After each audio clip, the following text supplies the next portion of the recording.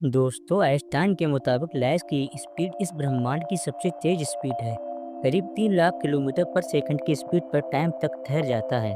अगर आप लाइट की स्पीड पर किसी भी तरह से स्पेस में ट्रेवल करें तो अगर आज आपकी उम्र 30 साल है तो आप पूरे ब्रह्मांड का चक्कर लगा लें तो भी आपकी उम्र 1 सेकंड की बढ़ोतरी नहीं होगी। आपकी उम्र एकदम वैसी ही रहेगी, पर इस स्पीड पर केवल लाइट ही ट्रेवल कर सकती है। दूसरी किसी भी चीज जिसमें थोड़ा सा भी मास यानी वजन है तो वह कभी भी इस स्पीड पर ट्रेवल नहीं कर सकती। ऐसा इसलिए है क्योंकि जैसे जैसे कोई चीज तेज होती है उसका मास यानी वजन बढ़ता है और गति उसे गति देने के लिए अनंत ऊर्जा यानी कि इन्फिनिट एनर्जी की जरूरत होती है।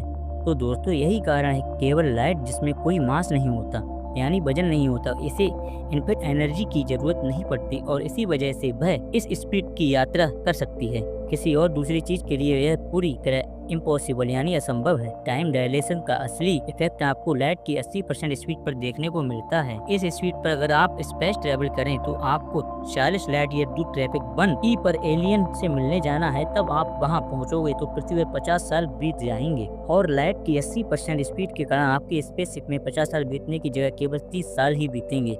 लेकिन अब आप जैसे जैसे स्पीड को और एक्सीलेटर करेंगे तो और आपकी स्पीड लाइट की 99% तक पहुंचेगी, तो ट्रैफिक 1 जाने तक आपकी उम्र 40 साल बढ़ जाएगी। कल्पना कीजिए कि आपके पास एक ऐसा स्पेसशिप है जो कॉन्स्टेंट एक्सीलरेशन से चलता है यानी लगातार 1 की एक्सीलरेशन से चल रहा है। इस हिसाब से हर सेकंड आपकी स्पीड 10 मीटर लगातार बढ़ रही है और स्पेस में लगातार हर सेकंड ऐसी ही स्पीड बढ़े और कोई फिक्सन नहीं मिले तो कुछ ही दिनों में यह लाइट की 99% स्पीड तक आ जाएगी।